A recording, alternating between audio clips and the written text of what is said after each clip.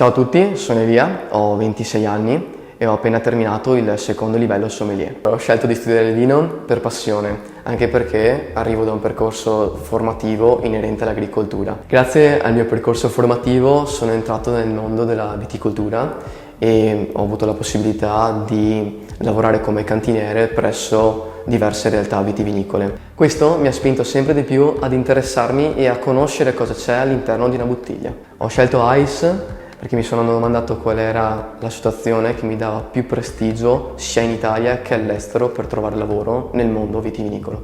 E ho capito che ICE Veneto mi proponeva un corso qualitativamente migliore rispetto agli altri, sia all'interno dell'aula che all'esterno nel mondo reale. E inoltre ICE mi dava la possibilità di fare networking e di conoscere persone del settore e di interfacciarmi con loro con terminologie più professionali. Il corso ICE mi è piaciuto per tre cose: per i docenti disponibili e molto professionali, per il gruppo di lavoro che si è creato e per il bagaglio di esperienza e di informazioni che abbiamo assimilato durante questo percorso. Consiglierei il corso ICE perché ti dà la possibilità di entrare in tantissimi eventi organizzati dall'associazione e uno come me che ama stare in mezzo alle persone è una delle cose più belle.